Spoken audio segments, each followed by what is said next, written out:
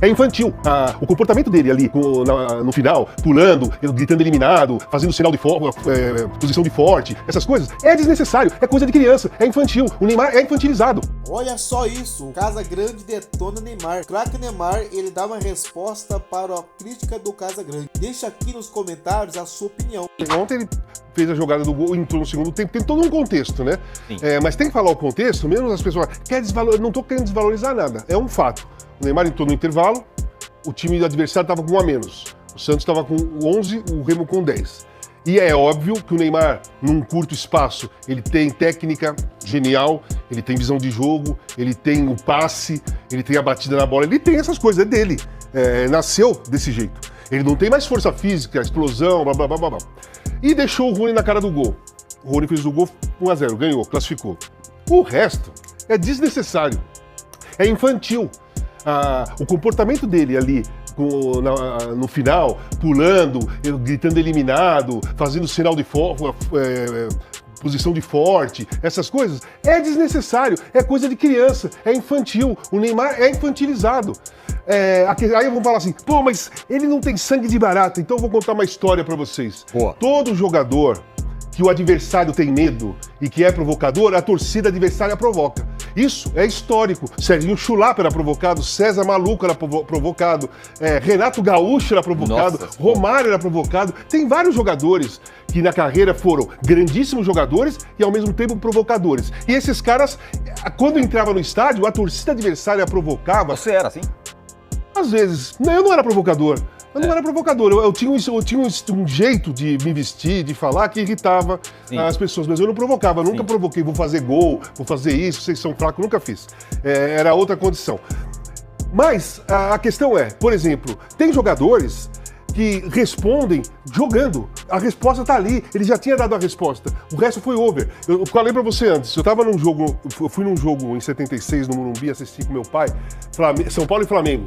O Geraldo, assoviador, que era o meia do Flamengo, tinha acabado de falecer, o Flamengo estava jogando quase todo de preto, e meu pai me levou, porque o Zico estava surgindo, estava explodindo, vamos ver o Zico. Beleza. E naquela época, a imprensa de São Paulo falava que o Zico só jogava no Maracanã. E a torcida dos times de São Paulo provocavam o Zico falando que ele só jogava no Maracanã. Gritavam isso. E nesse jogo, a torcida de São Paulo ficou provocando o Zico o tempo todo. O jogo pegava na bola, na vaia, como era o Paulo César Caju, né? Vaia, só joga no Maracanã, jogador de um campo só e tal, não sei o que, não sei o que.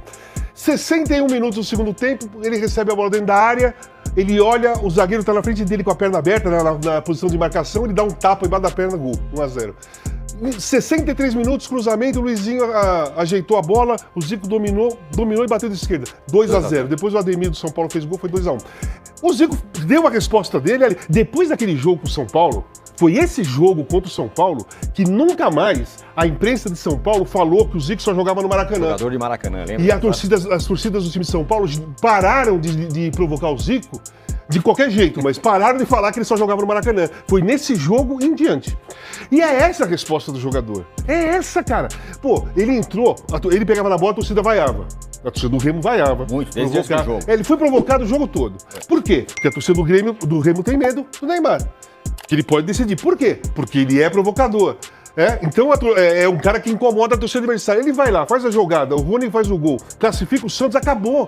A resposta já foi dada. A resposta foi dada. Aí o resto é infantilidade, é criancice, é de um cara de 34 anos mimado, que não aceita ser provocado, não aceita a crítica. E aí entra uma incoerência da fala dele durante o leilão. Eu tenho o mental forte. Não falou? Ele falou, eu tenho meu mental forte. Não, ele não tem o mental forte, porque se tivesse, não tinha provocação, não tinha nada depois do jogo. Olha lá. Todo mundo abraçando ele. Olha lá o Rony ajoelhado pra fazer o gesto de limpar a chuteira dele. Cara, acabou. O que mais? Não precisa mais nada. Pois é. Esse é o problema. Eu tenho uma visão muito clara pra mim desse tipo de coisa que está acontecendo. Já faz um tempo, sei lá, 15, 20 anos, que os jogadores de futebol e os dirigentes começaram a se comportar como torcedor. certo? Sim. Então, teve aquela época de o Palmeiras ganhava um título, o Flamengo não tinha nada a ver, eles cantavam musiquinha do Flamengo e tal. O Flamengo ganhava um título, o Palmeiras não tem Mundial, não tem Copinha, não tem Mundial. Aí um outro time jogava, ganhava, zoava o outro time, o rival que não tinha nada a ver. O jogador começou a se comportar como torcedor. E aí, quando você começa a se comportar assim, você se aproxima do torcedor. Então o torcedor se vê no direito de avançar na provocação, na crítica e até nas ofensas. Né? E os dirigentes de futebol também. Naquela cena ali do Neymar, foi exatamente isso. O Neymar saiu de jogador do Santos e virou um torcedor do Santos, provocando a torcida do Remo. Só que ele estava provocando os dirigentes do Remo, que responderam como torcedor. Perfeito. Então, é um momento crítico de comportamento no futebol brasileiro, exatamente porque as coisas estão se misturando. O Palmeiras e o Flamengo não estão baixando a guarda agora? Cara, porque eles estavam, tanto a Leila como o BAP, se comportando como chefe de torcida. Concordo. Cara, para de se comportar você. como chefe de torcida, se comporta como presidente, se comporta como a presidente, jogador se comporta como jogador, não tô falando que tem que ficar quieto e engolir, faz 2 gols, manda a torcida calar a boca, faz o que quiser, mas depois do jogo vai tomar banho e tchau, cara. Que arma mais poderosa do Neymar do que o futebol dele, do que o talento que ele tem? Ontem foi isso. É aquele negócio, ontem foi que dia? Terça, né? Terça. Eu sempre falo uma coisa que é pra vida, né? Quando o jogador para de jogar. Quando o jogador para de jogar, não existe mais a quarta-feira. Isso. O que quer dizer? O Neymar fez o leilão, certo? Foi mal na semana passada contra o Remo. Isso. No domingo, fez o leilão, foi atrasado, né? No outro dia, viajou, né? E tinha a terça-feira para ele. Se ele entra ontem e o Santos fosse eliminado e ele não jogasse nada, ele estaria morto hoje. A crítica ia pegar pesado com ele. Mas ele teve a terça-feira para dar a resposta. E ele deu a resposta da terça-feira. Acabou. Era isso. Acabou. Era isso. Essa versão do Neymar ligando o foda-se tá muito bom. Olha o que ele comentou na postagem do Casagrande, né? Que o Casagrande foi falar besteira com relação à discussão lá do Neymar. Aí o Neymar comentou: do Casagrande a gente espera tudo. Respirou o ar errado com certeza. Meu irmão, olha o que o Neymar comentou. A versão do Neymar ligando foda-se, tipo assim, já joguei a Copa do Mundo, não vou ficar mais aturando o que esses caras ficam falando de mim sem saber nada. Essa imprensa que persegue o Neymar, sabe, por ideologia política. Ele ligou foda-se.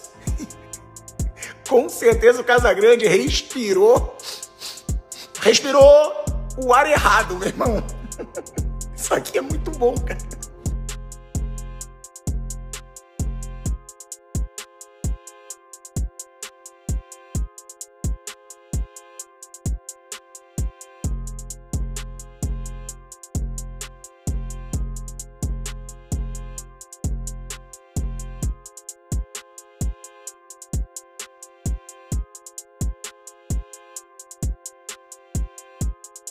É isso aí, pessoal. Esse foi o vídeo. Deixa aqui nos comentários a sua opinião. Curte o vídeo. Inscreva-se no canal. Até a próxima.